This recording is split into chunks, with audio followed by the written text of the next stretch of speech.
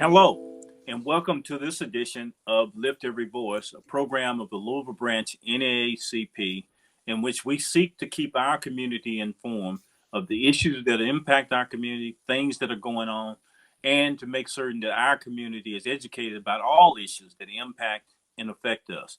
The NAACP is working to secure the political, educational, social, and economic equality of rights in order to eliminate race-based discrimination and ensure the health and well-being of all persons. And we do that through this program, and in particular because of the portion of our mission that talks about the health and well-being of all people, all individuals, all persons. We have a very special guest who will be with us today talking about gun safety and then also talking about the family structure. It is indeed my pleasure today to welcome Mr. Shawn Gardner to the show. Welcome, Shawn. Thank you for having me. Okay. And as I said, the program is to address the safety and well-being of children and all citizens. So, Shawn, let's begin with, why don't you introduce yourself or tell us more about you, your bio, your background, so our audience will learn more about you. Oh, cool.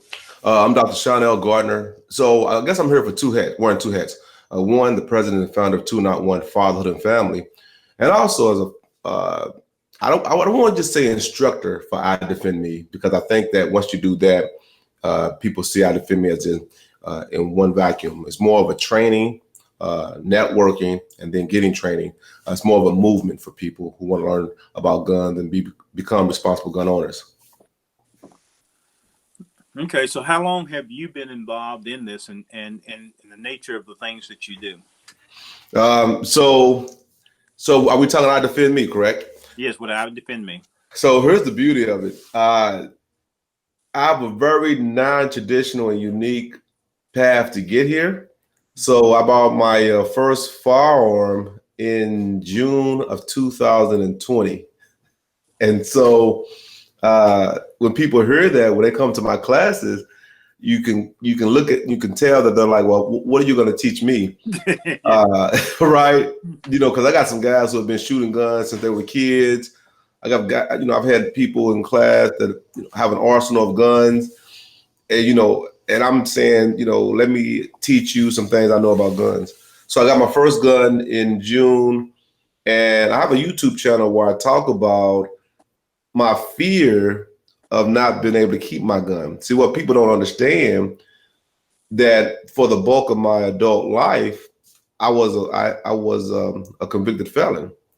So as a returning citizen to the community, one of the rights that you don't have when you have a record is the right to bear arms, have a firearm.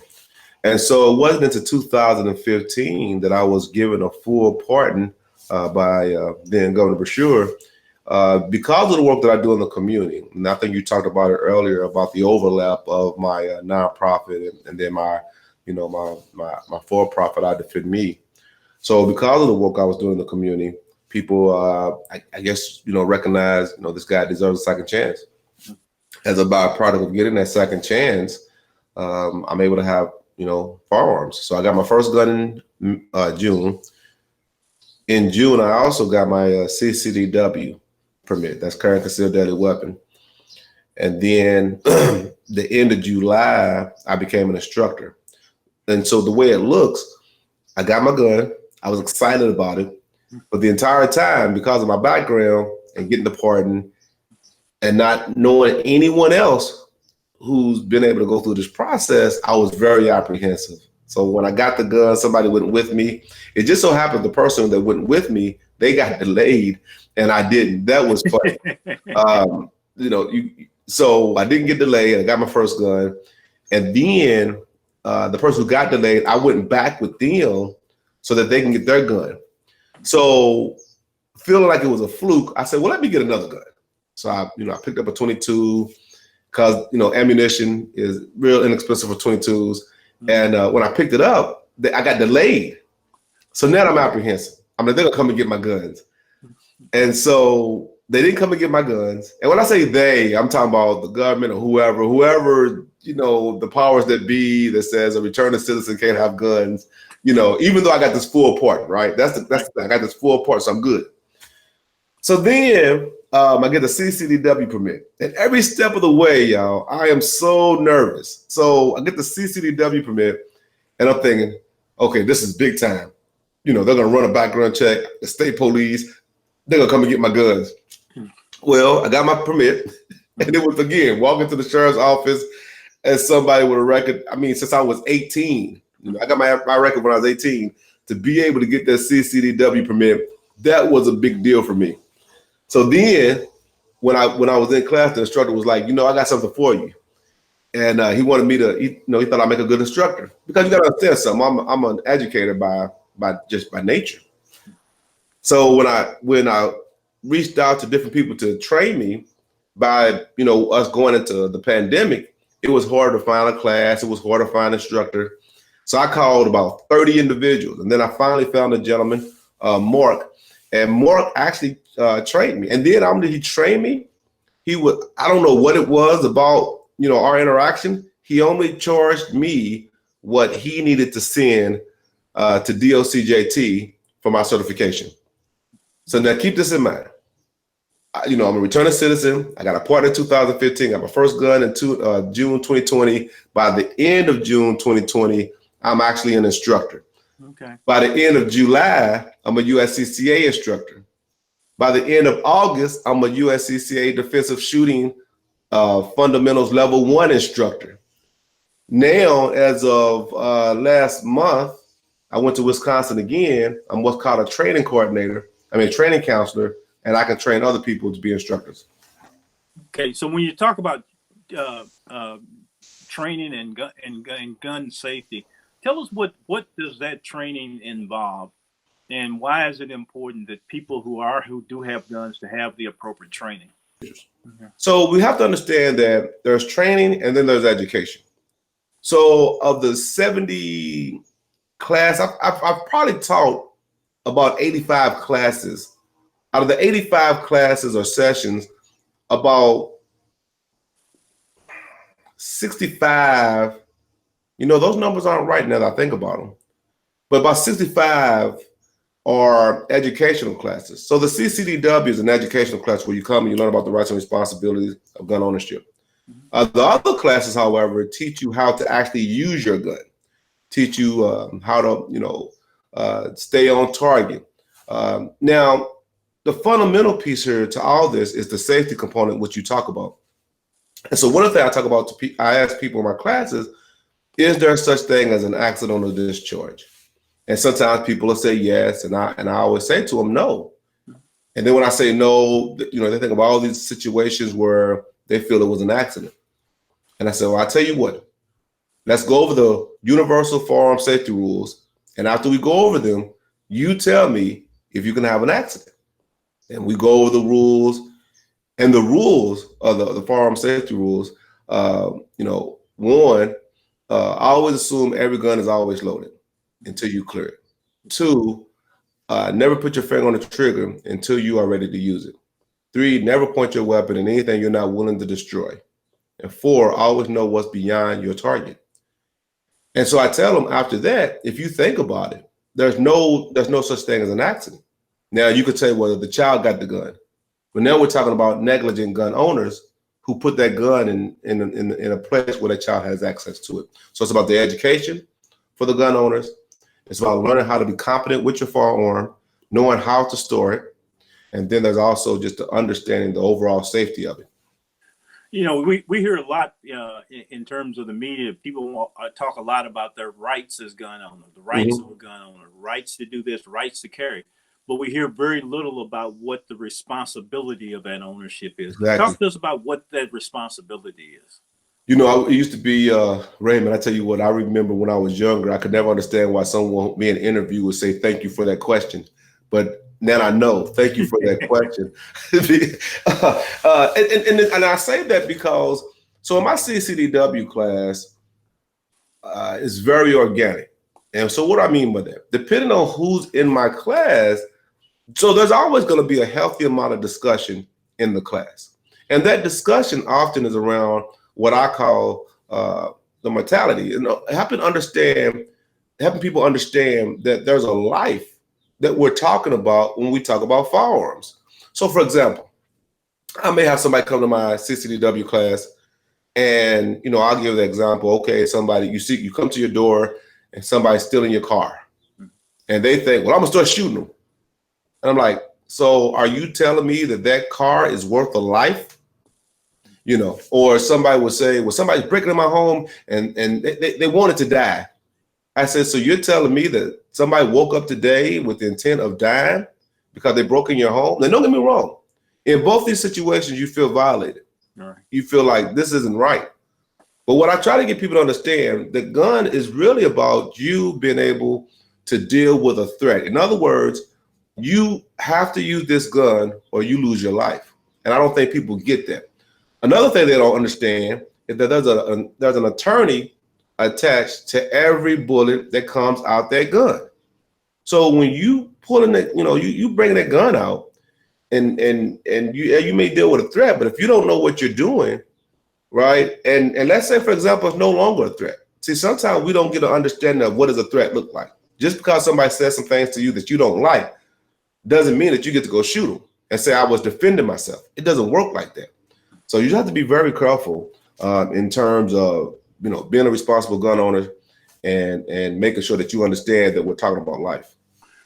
So these classes in which you discuss those rights and responsibilities, how often are these classes held, and how does one get enrolled in one of these classes? Oh man, good question. So you can go to my website, idefendme.com, and that's idefendme.com. I wasn't fortunate enough to get the IDEFEND, so I had to kind of cheat it a little bit. But if you go to my webpage, you hear you'll see some more about who I am and what I do, and you'll also see a list of my classes. And I offer my classes. I have 3 or 4 classes a week. I offer a CCDW class often on Sundays. But if I get enough people, I do it on another day. And the reason I do it on Sunday, because typically that's the only day people that have free. And so they work and they can't get away for 8 hours because it's an 8-hour class. Okay. So you say you offer, I guess you said 3 different classes? Good question. I actually offer a number of classes. So the CCDW class is the class that is required for anyone who wants to get their permit in the state of Kentucky.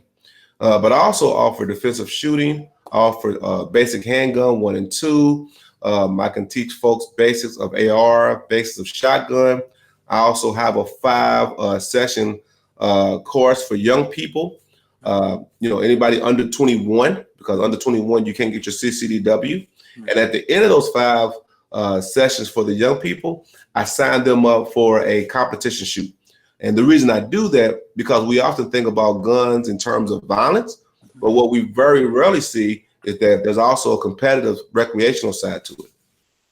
Okay, when you talk about the various permits and licensing, and if I recall, Kentucky is now one of the states where you're not required. You can have open carry without a permit, as well as concealed carry without a permit.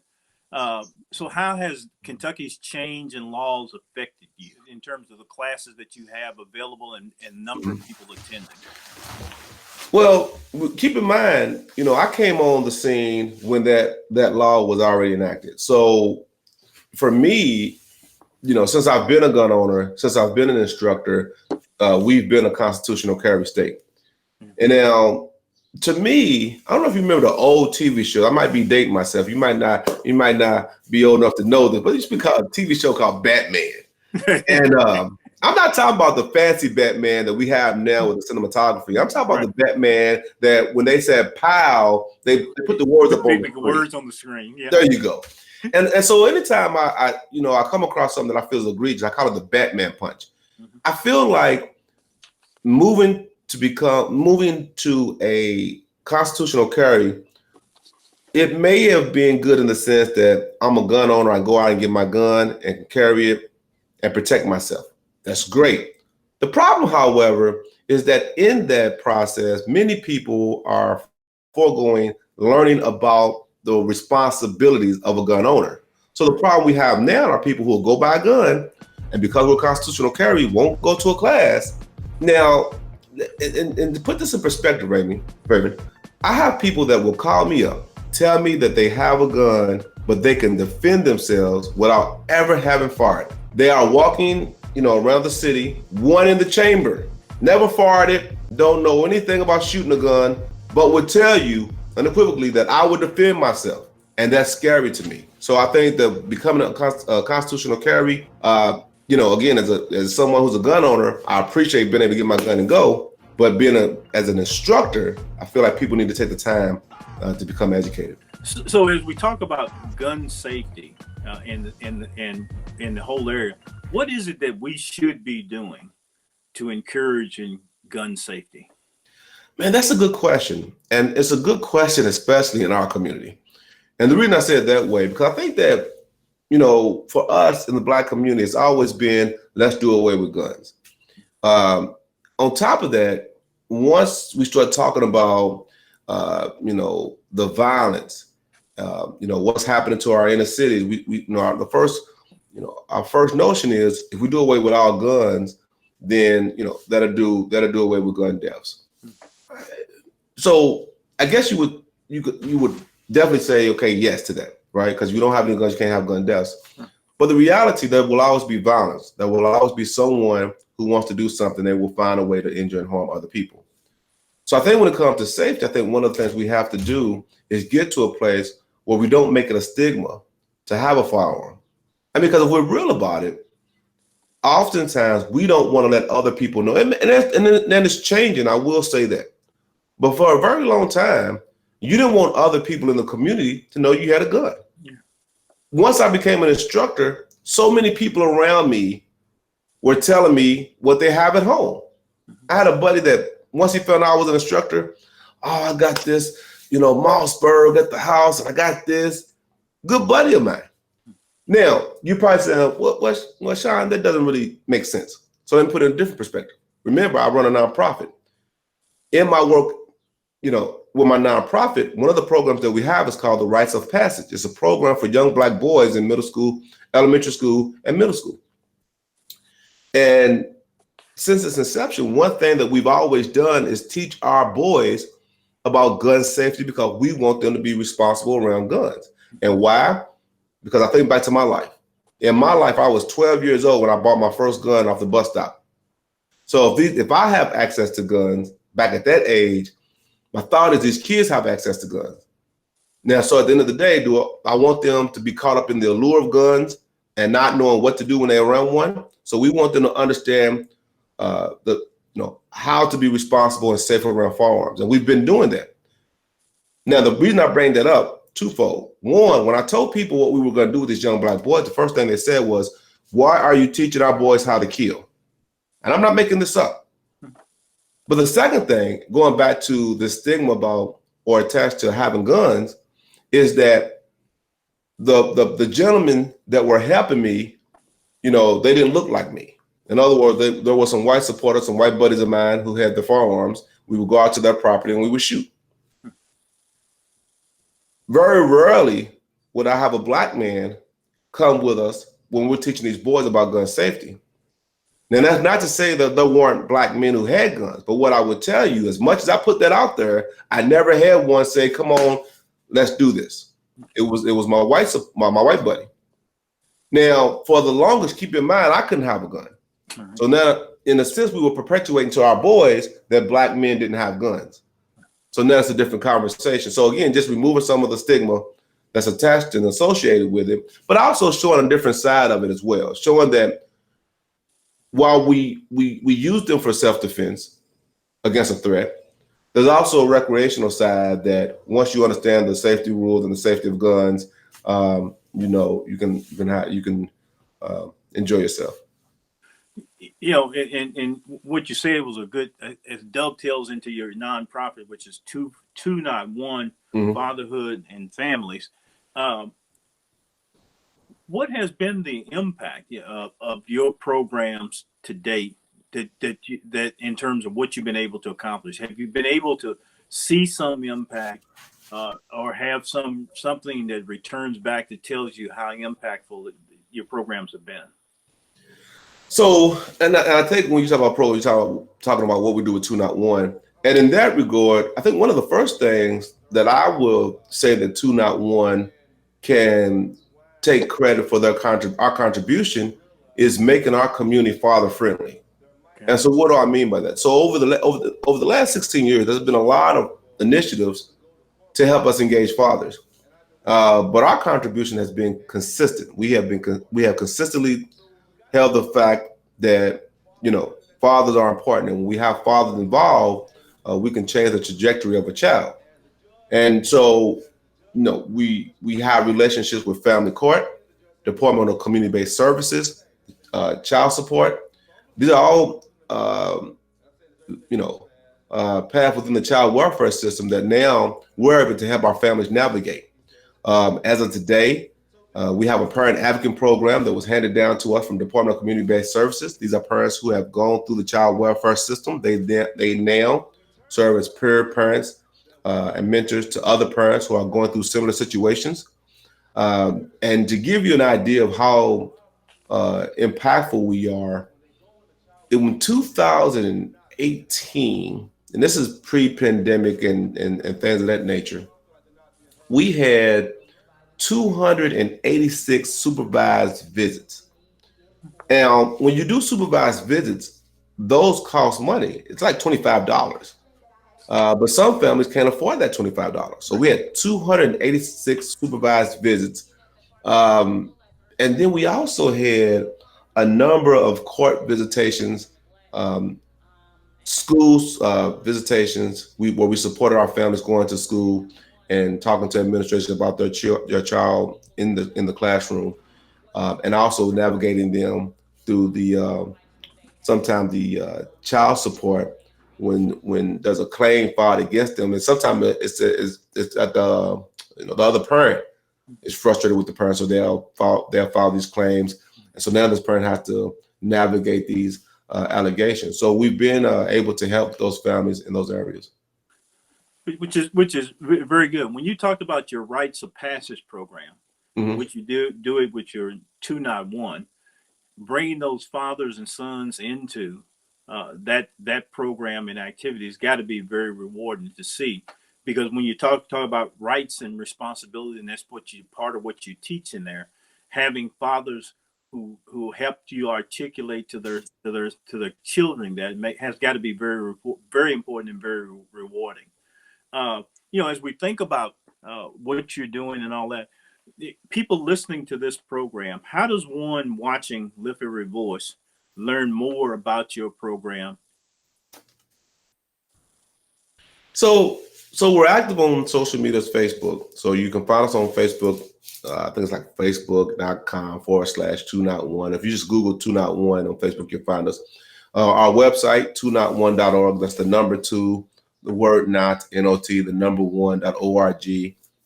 Then, and I tell you what, Raymond, if there's anybody right now who's watching the show and they have a young Black boy between fourth and eighth grade, I strongly encourage them to sign up for the Rites of Passage program. We've modified it a bit because of COVID. Prior to COVID, it was two 10-week sessions. Now we do 4 3-week sessions. It allows us, one, to connect with our boys, well, more boys in the community. Now here's the kicker though. While we have decreased the number of weeks, the touch points, in other words, the interactions with our boys, has remained constant. As a matter of fact, it actually was extended by about 2 touch points. In other words, time that we connect with them.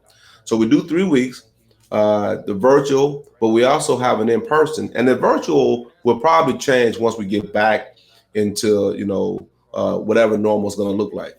And so our trips, last year when we did it, we would, the first week we went to Tellisville Lake. The second week we do gun safety, and the third week we do an overnight camping trip. Once they graduate or they complete it, then now they become part of the alum. So we have the cohort that's always going through the program, and then we have the alum. And we've been at this for such a time now that we actually had last year, no, 2019, it's 2021. So 19, 20, no, 20. We had 3 boys graduate high school. I think 2 went to college, and then 1 went to the military. And when I tell you that was pleasing to see, felt good to see that we were part of their lives as they grew up and developed into the young men that they are today. And one more thing I want to say, I want to make sure I'm clear on this, I share this. You know, if you listen to what I just said, I said that we're very, just proud of these boys, these young men, right? But one of the things that has been a challenge for my mentors that I tell them all the time, when the boys are coming through our programs, let them know that it's okay to be a boy. Mm-hmm. Because so many times what I hear in our community is that we want to call these boys young men. There's a level of responsibility that comes with that label. So for me, I encourage all my mentors, and it's hard for them at times. Well, we need to let them know that they're young men. They're growing into young men. Yeah, that's true. Yeah. But when you see these boys and they're swinging on a tire from a tree, and we take them camping and they're scared of toads, let them know that it's okay to be boys, right? Because they will be men soon enough. And then on top of that, we live in a world that sees our boys as men. You get what I'm saying? Right. So that's very important and dear to me. Right.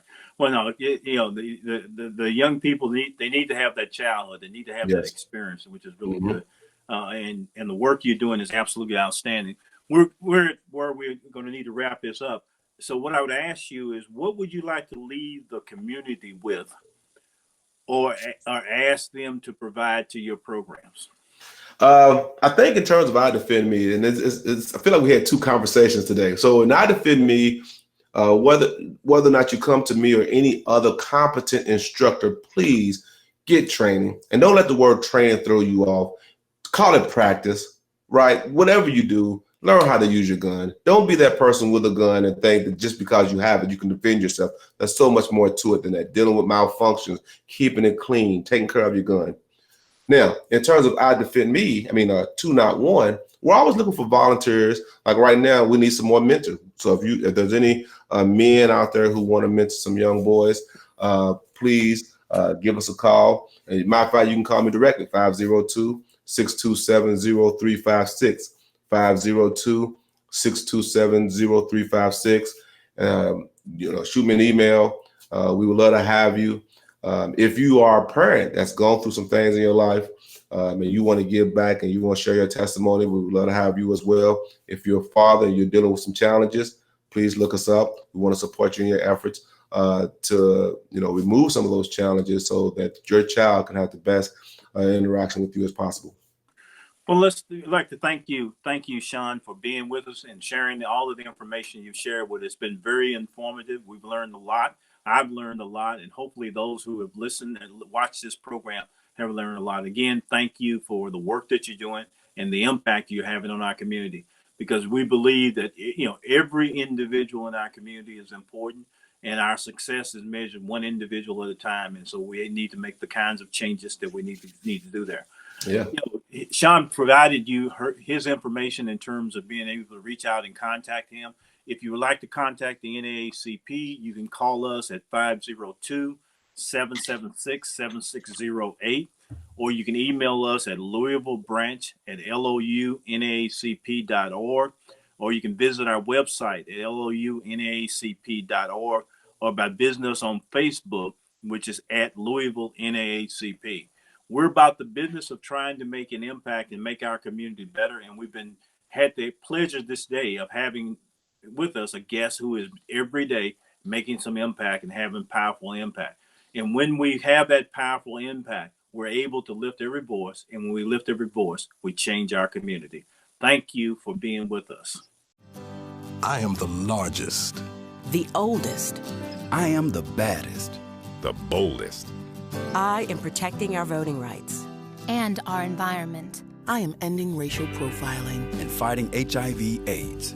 I am advancing economic equality and equality for all. I am.